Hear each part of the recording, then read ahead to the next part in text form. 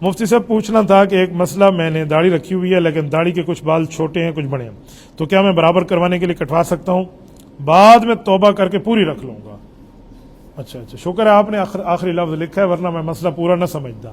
دیکھو، آپ کی ایک مٹھی داڑھی ہے، اس کے بعد آپ کٹوا دیں، کوئی مسئلہ نہیں ہے، برابر کرا لیں۔ لیکن ایک مٹھی سے چھوٹی ہے، کچھ بڑی ہیں کچھ چھوٹے ہیں، تو خیر ہے، پھر کوئی نہیں مسئلہ۔ جسم میں چیزیں ہیں، کچھ چھوٹی ہوتے ہیں کچھ بڑے ہوتے ہیں، ہم نہیں کٹواتے۔ یہ انگلیاں دیکھی ہیں، یہ برابر ہیں، کچھ بڑی ہیں کچھ چھوٹی ہیں، کچھ موٹی ہیں کچھ پتلی ہیں، انگوٹھے اور انگلی ہم کٹوا دیں گے۔ جیسے اب یہ نکی ہے نہیں، کوئی نہ سارے دے برابر کرا لیں۔ آپ کہیں گے نہیں یہ حسن ہے، تو بھائی داڑھی کا حسن نہیں ہے اللہ کے بندے۔ آپ کو پتہ ہے داڑھی جب مسلمان کے چہرے پہ ہوتی ہے تو نبی علیہ الصلوۃ والسلام نے کیا بتایا؟ حضور صلی اللہ علیہ وسلم نے فرمایا اللہ نے کچھ فرشتے پیدا کیے ہیں، ان فرشتوں کا کام یہ ہے کہ وہ قیامت تک یہی تسبیح پڑھیں گے، سبحان الذی زین الرجال باللحا، اے اللہ تو پاک ہے، تو نے ان مسلمان مردوں کو خوبصورتی دی ہے داڑھی کے ساتھ۔ یہ فرشتے تسبیح پڑھتے۔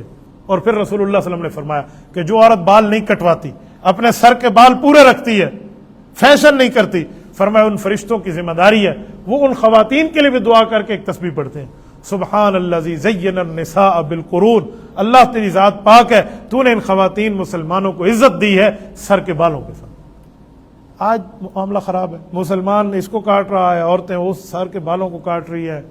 نام ہم لیتے ہیں حضرت سیدہ فاطمہ رضی اللہ عنہ کا، جن کا جنازہ بھی رات کو اٹھے کہ ان کے کفن کے کپڑے پر بھی غیر محرم کی نظر نہ پڑے۔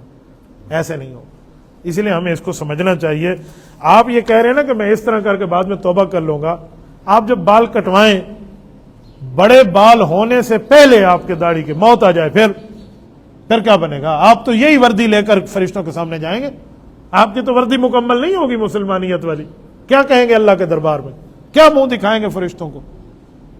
تو اسی لیے جو حضرات یہ غلط کام کرتے ہیں ان کو چاہیے وہ اپنے دل کو سمجھائیں کہ ہم گناہ کر رہے ہیں، اللہ ہمیں معافی کی توفیق دے، ایک دن ہم معافی مانگیں گے اور اس پہ اوپر عمل کریں گے، پھر تو ٹھیک ہے۔ لیکن کوئی داڑھی کٹوا کے اس پہ خوش ہوتا ہے نا کہ میں صحیح کر رہا ہوں، ایمان جانے کا خطرہ پیدا ہو جاتا ہے، اللہ معاف فرمائے۔ تو اسی لیے بھائی آپ یہ کام بالکل نہ کریں۔ میرے ایک شاگرد ہیں، اب میں ان کا نام نہیں لیتا، میڈیا کے ذریعے پہنچ جاتا ہے، پھر ہر بندے کا نام نہیں لیا جاتا، صرف ایسے سناتا ہوں۔ ان کو میں نے کہا بیٹا داڑھی رکھ لو، میرے پاس پڑھتے تھے، انہوں نے داڑھی رکھ لی۔ ان کی والدہ نے انہیں کہا داڑھی کٹا دو۔ اس نے کہا امی مجھے تو استاد صاحب نے کہا ہے، روزانہ آتے جاتے تھے، صبح آتے شام پر۔ تو ان کی ماں نے انہیں کہا کہ ابھی آپ چھوٹے ہو، بڑے ہو جاؤ گے پھر داڑھی رکھنا۔ وہ یہ دلیل لے کر میرے پاس آیا کہ استاد جی امی آدھی وڈا چیزیں حل داڑھی رکھیں، حالے تو نکے۔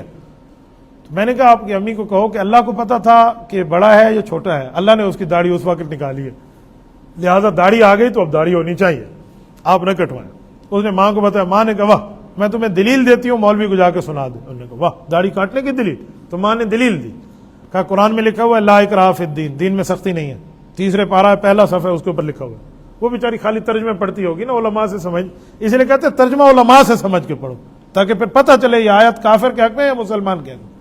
تو اس نے یہ دلیل دی اور وہ لڑکا لے کر دلیل آ گیا، پہلا سال پڑھتا تھا۔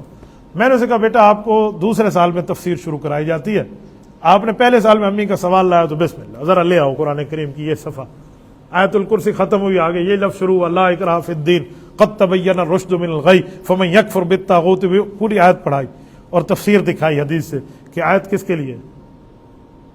کسی کافر کو ڈنڈا اٹھا کے مسلمان نہیں کرایا جائے گا، اس کا مطلب یہ ہے کہ کافر کو ڈنڈا اٹھا کے نہیں کہے گا کلمہ پڑھ، ترغیب دیں گے ترہیب دیں گے، لیکن جب وہ مسلمان ہو جائے گا پھر تو مسلمان کی شرائط اس کو ماننی پڑیں گی۔ ڈنڈا اٹھا کے کبھی آرمی میں داخل نہیں کرایا جاتا، لیکن جو آرمی میں آ جاتا ہے تو ان کے رولز کو فالو کرتا ہے۔ تو ہم مسلمان ہیں، ہم اسلام میں آ کے اسلام کے رول کو فالو کریں گے۔ یہ ابو جہل کا معاملہ اور ہے اور تیرا معاملہ اور ہے۔ میں نے کہا تمہیں ماں اپنا بیٹا سمجھتی ہے یا ابو جہل سمجھتی ہے؟ کرانے والے آئے چاہ کے تیری فیٹ کی تھی بیٹھی ہے، پھر تو کفار کے بارے میں جو مسئلہ تو مسلمان پہ، اس نے جا کے ماں کو سنا، ماں نے کہا چلو ٹھیک ہے توبہ طیب ہو گئے۔ اس لڑکے کو نبی پاک صلی اللہ علیہ وآلہ وسلم کی داڑھی بڑی پسند تھی، لیکن زور زبردستی سے ماموں نے جا کے کٹوا دی ماں کے کہنے میں۔ اب سنیں ذرا، داڑھی کٹی، چھوٹی چھوٹی کرا لی۔